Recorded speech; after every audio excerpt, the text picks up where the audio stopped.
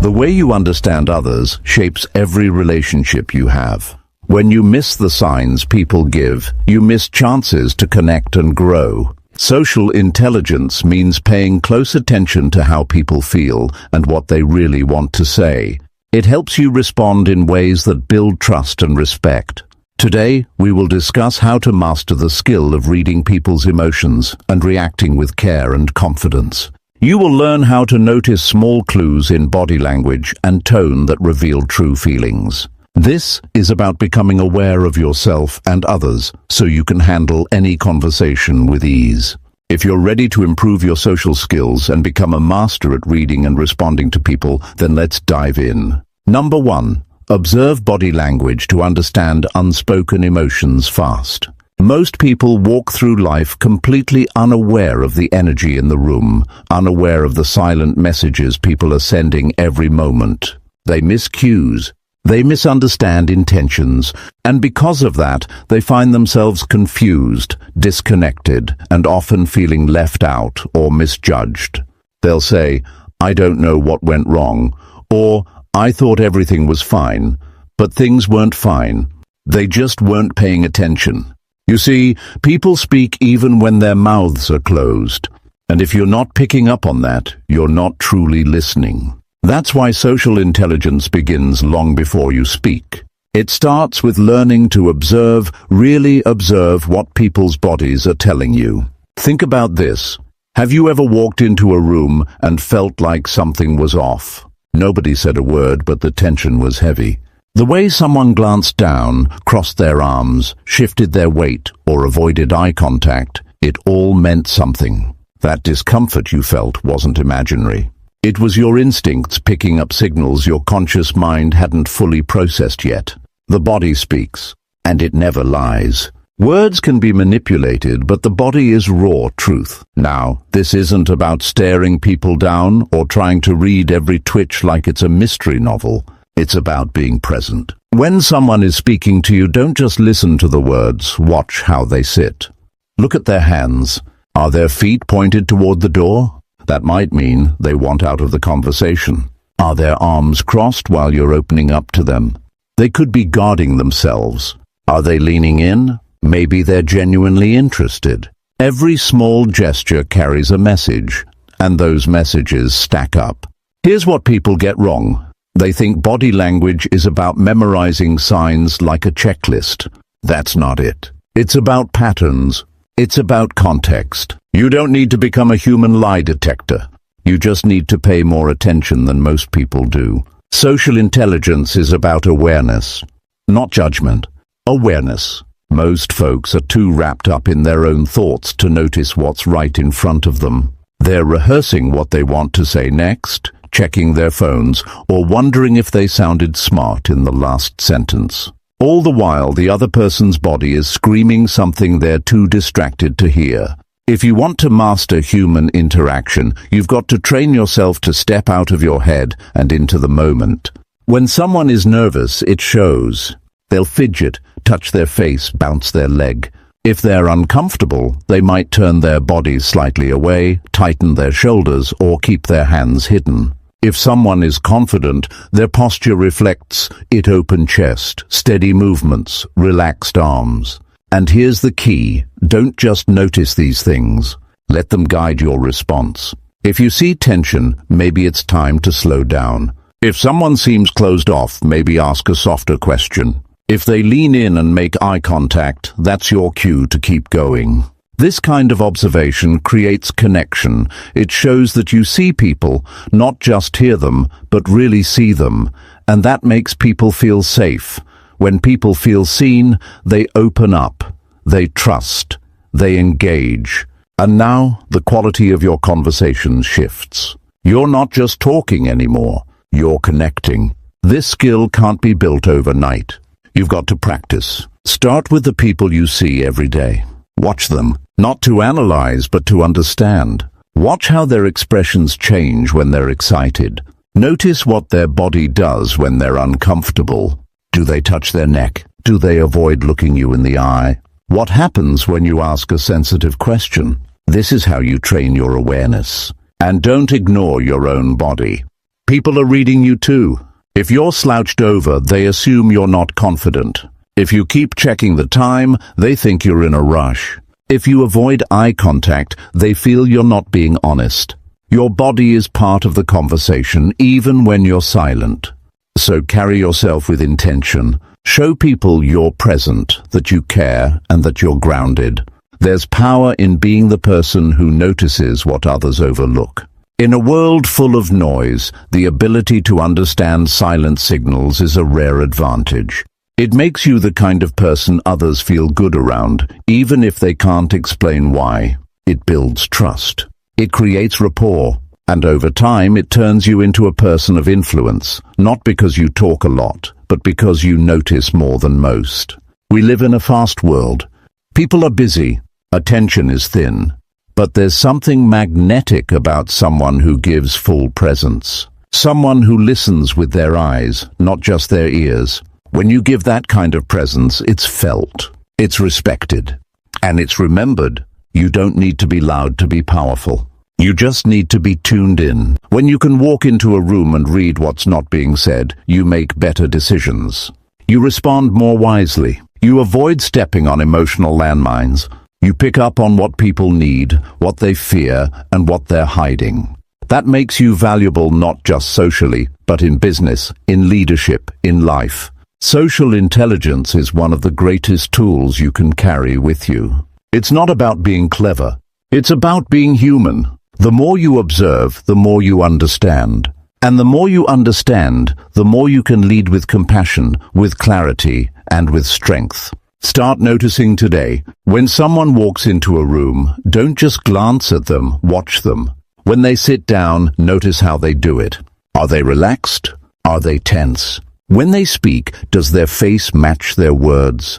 You'll be surprised how much people are telling you without ever saying a word. Don't wait for people to spell things out. Start reading the language they already speak, the language of posture, movement, and stillness. That's where their real story lives. That's where social intelligence begins. Not in words, but in awareness. Number 2. Listen more than you speak in every conversation. Most people think they're good listeners. But the truth is, they're just waiting for their turn to talk. Think about how many conversations you've had where you walked away feeling unheard, misunderstood, or dismissed. Now ask yourself, how often have you made someone else feel that same way without even realizing it? This isn't about blaming yourself. It's about becoming aware of the blind spots that keep us disconnected from others. Real listening, deep, focused listening is one of the rarest skills today. And yet, it's one of the most powerful tools you can master if you want to understand people and earn their trust. When you're truly listening to someone, you're not thinking about what you're going to say next. You're not planning your response. You're not mentally checking out while they talk. You're fully present.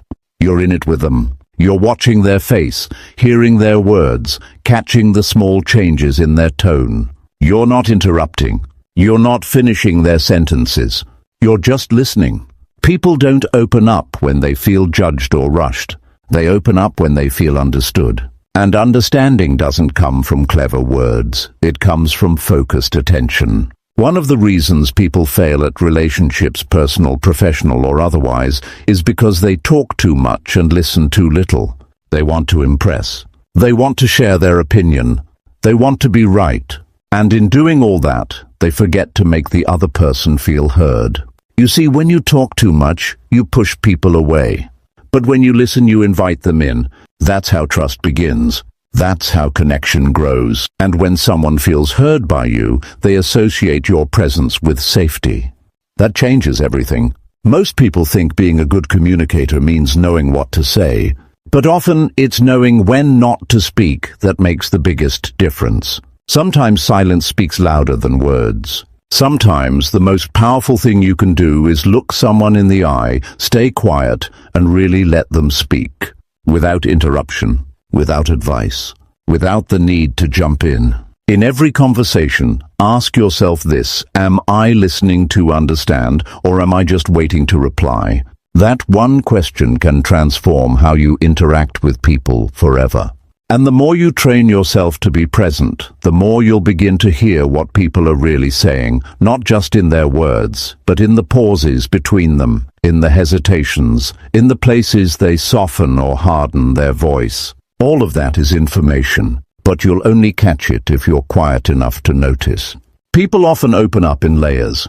The first thing they say isn't always the real issue. It's just the surface.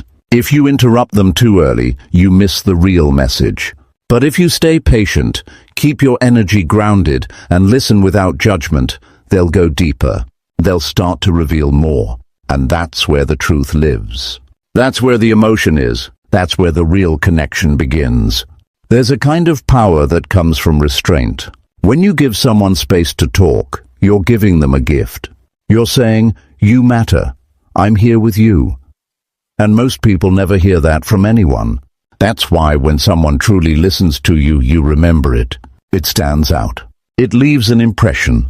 Be that person for others. Now, listening more than you speak doesn't mean you become passive. It means you become intentional. You're choosing to observe, to absorb, and to reflect before you react. That makes your words more thoughtful. It makes your presence more grounded. It gives your voice more weight when you do choose to speak. There's a reason the most respected leaders are often the quietest in the room. They're gathering information. They're tuning in. They're measuring the mood. They're letting others reveal themselves. Then, when they speak, people listen because their words are shaped by understanding, not ego. This applies in every area of life. In business, the person who listens well understands clients better, leads teams more effectively, and negotiates more strategically. In relationships, the partner who listens builds deeper intimacy, trust, and loyalty. In friendships, the one who listens is the one others turn to when life gets heavy. And in everyday life, being a good listener simply makes you someone people enjoy being around. But make no mistake, it takes discipline. It takes humility. You've got to fight the urge to interrupt. You've got to resist the temptation to fix everything with advice. You've got to let go of the need to be the smartest person in the room. Because listening isn't about being right. It's about being real. You can start practicing today. The next time someone speaks to you, don't rush them. Don't try to fill every silence. Just be with them. If they pause, let the pause breathe. If they struggle to find the words, don't jump in. Let them find it in their own time. And when you do respond, reflect back what they said. Let them know you actually heard them. Not just the facts, but the feelings behind the words. That's what real listening does. It picks up on the emotional layer, not just the logical one. There's something deeply human about being heard. It calms people. It grounds them. It gives them clarity. And sometimes, just being there and really listening is more healing than any advice you could ever give. People remember how you made them feel. And if you make them feel seen and heard, they'll remember you forever. You don't need a degree to become someone who listens well. You don't need a special talent. You just need to care enough to be present. Every time you choose to listen instead of speak, you're developing your social intelligence. You're building connection. You're setting yourself apart in a world full of noise.